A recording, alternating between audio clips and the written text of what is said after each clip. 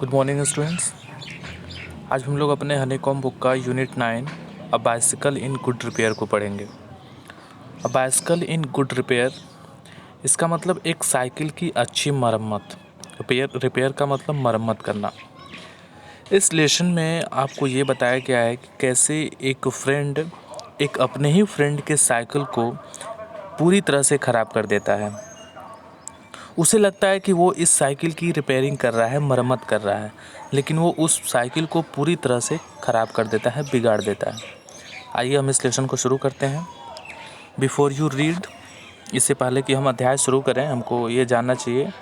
If you wish to go on a long bicycle ride, the bicycle should be in a good condition. If possible, an expert mechanic should overhaul it. But what happens if the mechanic has a will of its own and the mechanic knows next to nothing? If you wish to go on a long bicycle ride, यदि आपकी इच्छा हो कि आप एक लंबी cycle की सवारी पे जाएं, the bicycle should be in a good condition. तो साइकिल की जो कंडीशन है, साइकिल अच्छी अवस्था में होनी चाहिए, मतलब वो साइकिल अच्छी होनी चाहिए, पूरी तरह से हर चीज़ उसका सही होना चाहिए.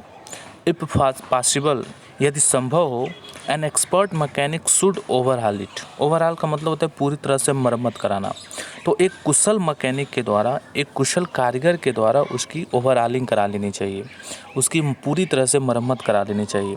बट व्हाट हैपेंस, लेकिन क्या होगा, if the machine has a will sorry if the machine has a will of its own. लेकिन क्या होगा यदि उस मशीन की, यहाँ पे मशीन का मतलब उस साइकिल से है, ठीक है. तो क्या होगा यदि उस साइकिल की अपनी इच्छा हो, and the mechanic knows next to nothing, और वो मैकेनिक, वो कारीगर इसके आगे कुछ ना जानता हो, वो उसके आगे कुछ ना कर पाए, तो क्या होगा. शुरू करते हैं. A man I knew proposed one evening we should go for a long bicycle ride together on the following day, and I agreed. I got up early. For me, I made an effort and was pleased with myself. He came half an hour late. I was waiting for him in the garden. It was a lovely day. He said, "That's good looking machine of yours. How does it run?" A man I knew. A man I knew. वो एक आदमी जिसको मैं जानता था. Proposed, उसने मुझे प्रस्ताव दिया. वन इवनिंग, एक संध्या को. We should go for a long bicycle ride, कि हमें एक लंबी साइकिल सवारी पर, साइकिल की यात्रा पर जानी चाहिए. टुगेदर, एक साथ में. ऑन द फॉलोइंग डे, आने वाले दिन, मतलब अगले दिन हमको एक साथ में साइकिल की सवारी पर या साइकिल की यात्रा पर जानी चाहिए. एंड आई एग्रीड, और मैं उससे सहमत हो गया. आई गॉट अप अर्ली, मैं सुबह जल्दी उठा. For me I made an effort, और मेरे लिए यह एक प्रयास था, मैंने एक प्रयास किया. मतलब वो रोज़ सुबह नहीं उठता होगा, तो उस दिन उसने प्रयास करके सुबह वो उठा. And was pleased with my self, और वो अपने आप से, अब राइटर यहाँ पे माई सेल्फ का मतलब अपने आप से करें कि and was pleased with my self, और मैं अपने आप से बहुत ही आनंदित था, प्रसन्न था. ही केम हाफ एन आवर लेट, वो आधे घंटे की देरी से आया. I was waiting for him in the garden, मैं उसका इंतज़ार गार्डन में, बगीचे में कर रहा था. It was a lovely day, वो दिन बहुत ही प्यारा था. ही सेड, उसने कहा, that's a good looking machine of yours, कि तुम्हारी जो मशीन है, तुम्हारी जो साइकिल है, वो बहुत ही अच्छी दिखने वाली है. हाउ डज़ इट रन, ये कैसे चलती है. इस पैराग्राफ में राइटर ये बताना चाहते हैं कि एक आदमी जिसको कि मैं जानता था, एक संध्या को, एक शाम को उसने कहा कि हमें एक लंबे साइकिल की सवारी पर जानी चाहिए अगले दिन, और मैं उसकी बात से सहमत हो गया. मैं जल्दी उठा, और मेरे लिए यह एक प्रयास था, और मैं इससे खुश भी था. वो आदमी, जो दूसरा आदमी था, वो आधे घंटे की देरी से आया. मैं उसका इंतज़ार बगीचे में कर रहा था, और ये जो दिन था वो बहुत ही प्यारा दिन था. उसने कहा कि जो तुम्हारी मशीन है, जो तुम्हारी साइकिल है, वो बहुत ही अच्छी दिखने वाली है, बहुत ही अच्छी साइकिल है, ये कैसे चलती है. फिर उसके बाद राइटर जवाब देते हैं, oh like most of them, कि वैसे ही जैसे उनमें से ज़्यादातर चलती हैं, जैसे साइकिल चलती हैं वैसे ये भी चलती है. मैंने जवाब दिया, easily enough in the morning, मतलब उन्होंने आगे कहा कि easily enough in the morning, सुबह के टाइम में बहुत ही आराम से चलती है। Goes a little stiffly after a lunch, लेकिन लंच के बाद, दोपहर के बाद यह थोड़ी सख्ती से चलती है। He caught hold of it by the front wheel and the fork and shook it violently. He caught hold of it, उसने उस साइकिल को पकड़ा, by the front wheel, उसके फ्रंट व्हील से, उसके सामने वाले पहिए से या पहले वाले पहिए से उसने इसको पकड़ा, and the fork, और जो पहिए की लगाने वाला, पहिए में लगाने वाला जो फोक होता है, यहाँ पे देखिए मैं आपको दिखा रहा हूँ, इसको फोक कहते हैं। ये देखिए, ये जो जगह है इसी को फोक कहते हैं। फोक का जो एग्जैक्ट मीनिंग होता है वो कांटा होता है। तो पहिए को साइकिल में लगाने वाला जो स्थान है उसी को फोक कहते हैं। तो उस इंसान, दूसरे आदमी ने उस साइकिल के पहले पहिए को, फ्रंट व्हील को फोक से पकड़ा एंड शुक इट वायलेंटली, और पूरी बलपूर्वक, वायलेंटली का मतलब होता है बलपूर्वक, पूरे बलपूर्वक उसने उसको झकझोर दिया, हिला दिया। शुक का मतलब हिलाना। आई सेड, मैंने उससे कहा, डोंट डू दैट, तुम ऐसा मत करो, यू विल हर्ट इट, तुम इसे चोटिल कर दोगे, मतलब तुम इस साइकिल को नुकसान पहुंचा दोगे। I did not see why he should shake it, I did not see, मैंने नहीं देखा कि उसने क्यों उसको सेक किया, क्यों उसको उसने हिलाया। It had not done anything to him, इस साइकिल ने तो इस आदमी का कुछ नहीं किया था। बिसाइड्स, सिवाय इसके, इफ़ इट वांटेड सेकिंग, यदि इस साइकिल को हिलाने की ज़रूरत होती, उसको झकझोरने की ज़रूरत होती, I was the proper person to shake it, तो मैं वो उचित आदमी था जो कि उसको हिलाता या उसको सही करता। I felt much as I should had the started walking my dog, और मुझे ऐसा महसूस हुआ जैसे कि मैं अपने ही कुत्ते को बहुत ही बुरी तरह से पीट रहा था। बीटिंग, वैकिंग का मतलब होता है बीटिंग स्ट्राइकली, मतलब पूरे प्रहार से उसको पीटना।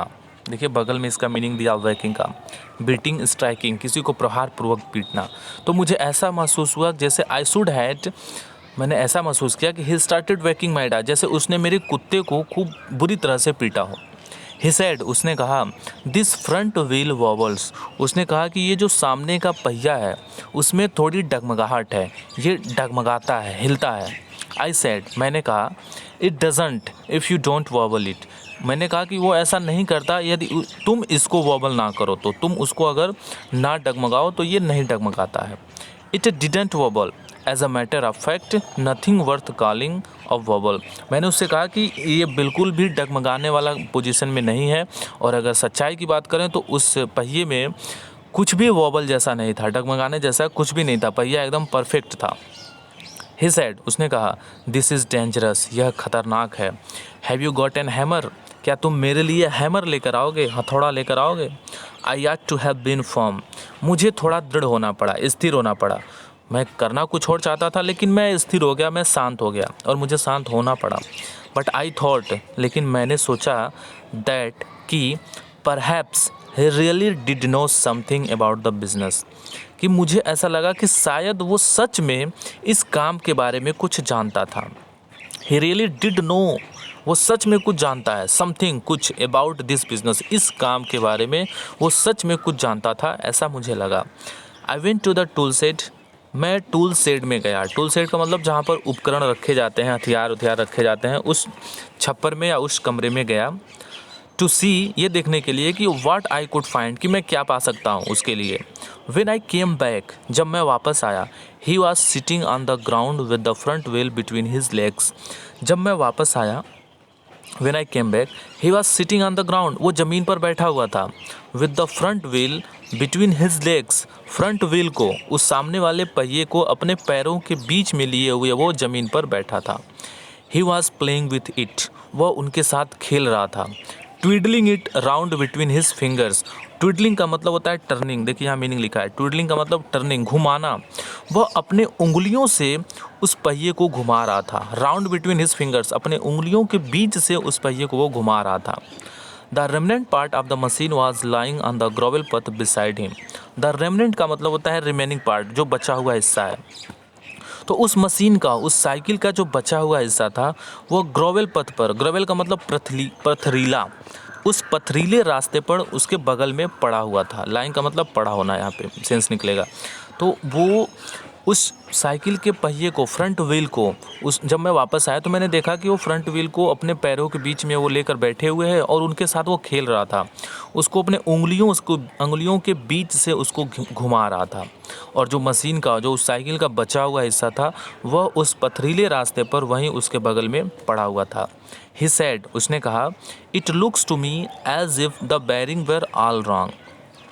उसने कहा कि मुझे ऐसा लगता है कि इसके बेरिंग का मतलब जिसमें छोटे छोटे बाल लगे होते हैं, छोटे छोटे 10-12 बाल लगे होते हैं, एकदम छोटे छोटे, उन्हीं को बेरिंग कहा जाता है। तो उसने कहा कि मुझे ऐसा लगता है कि इसके बेरिंग में कुछ प्रॉब्लम है, उसके बेरिंग में ही कुछ गलतियाँ हैं। आई सेड, मैंने कहा कि don't you trouble about it, तुम इसको लेकर परेशान मत होको एनी मोर, तुम इसको लेकर और ज़्यादा परेशान मत होको। You will make yourself tired, तुम अपने आप को थका लोगे। Let us put it back and get off, कि चलो इसको हम लोग वापस लगा देते हैं और फिर हम लोग यहाँ से चलते हैं। He said, उसने कहा, we may as well see what is the matter with it, उसने कहा कि हम भी शायद देख सकते हैं कि क्या मामला है इसके साथ। नाउ इट इज़ आउट, अब तो ये बाहर आ ही गया है। ही टॉक एज दो it had dropped out by accident, और वो ऐसे बात कर रहा था, उसने ऐसे कहा जैसे कि ये पहिया, ये फ्रंट व्हील दुर्घटना से बाहर आ गया हो, दुर्घटना से गिर गया हो। ही सेड, उसने कहा कि we may as well see what is the matter with it, हम भी शायद देख सकते हैं कि इसमें क्या हुआ है, क्या समस्या है। नाउ इट इज़ आउट, अब तो ये बाहर आ ही गया है। ही टॉक्ड एज दो, उसने ऐसे बात किया जैसे कि it had dropped out by accident, कि ये कोई दुर्घटना से गिरा हो, जो फ्रंट व्हील है किसी दुर्घटना में या किसी एक्सीडेंट से बाहर आ गया हो। Before I could stop him, he had unscrewed something somewhere and out rolled all over the path some dozen or so little balls. Before I could stop him, इससे पहले कि मैं उसको रोक सकता, he had unscrewed something somewhere, उसने कुछ ना कुछ चीज़ें कहीं ना कहीं पे खोलनी शुरू कर दी। अनस्क्रूड का मतलब होता है स्क्रू को खोल देना। तो उसने, जब इससे पहले कि मैं उसको रोक पाता, कि उसने कहीं ना कहीं, समवेयर मतलब कहीं पर, समथिंग मतलब कुछ भी, कहीं पर भी कुछ भी उसने अनस्क्रू कर दिया, खोल दिया। And out rolled all over the path some dozen or so little balls. And out rolled, और बाहर की तरफ घूम रहे थे, ऑल ओवर द पाथ, हर रास्ते पर, ऑल ओवर द पाथ सड़क पर हर जगह घूम रहे थे, सम डजन और सो लिटिल बाल्स, कुछ दर्जन या बहुत सारे छोटे छोटे बाल। उसने सब कुछ ना कुछ कहीं ना कहीं पे खोल दिया, और छोटे छोटे बाल जो बैरिंग के होते थे वो कहीं ना कहीं पर पूरे सड़क पर इधर उधर घूम रहे थे, मतलब गिर गए थे। Catch him, he shouted, catch him, पकड़ो पकड़ो, उसने चिल्लाया, पकड़ो पकड़ो। We must not lose any of them, उसने कहा कि हमें इनमें से किसी एक को भी लूज़ नहीं करना है, खोना नहीं है। He was quite excited about them, और वो पूरी तरह से उत्तेजित था इन चीज़ों को लेकर। We grovelled round for half an hour and found 16। He said he hoped we had got them all, because if not, it would make a serious difference to the machine. I put them for safety in my hat. It was not a sensible thing to do, I admit.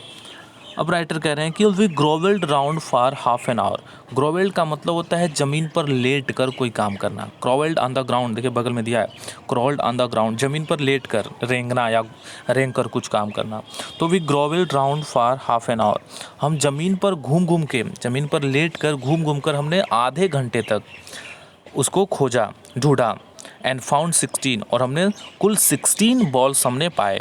He sad, उसने कहा, ही hoped, उसे उम्मीद थी या उसने ऐसी आशा की थी, we had got them all, कि हम सभी बॉल्स को हम पा जाएंगे। बिकॉज, क्योंकि, इफ नॉट, यदि ऐसा नहीं होता तो it would make a serious difference to the machine, तो वो मशीन में, वो साइकिल में कुछ गंभीर अंतर पैदा कर देता।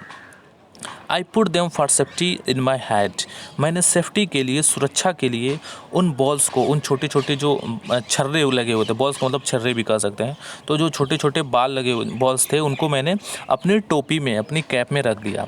It was not a sensible things to do, I admit, और मैं एडमिट करता हूँ, मैं स्वीकार करता हूँ कि ये कोई समझदारी की चीज़ नहीं थी, या कोई समझदारी का काम नहीं था, उसको मैंने अपने टोपी में रख दिया। तो एक पार्ट यहाँ पे ख़त्म होता है, सेकंड पार्ट हम नेक्स्ट क्लास में डिस्कस करेंगे। Thank you for today.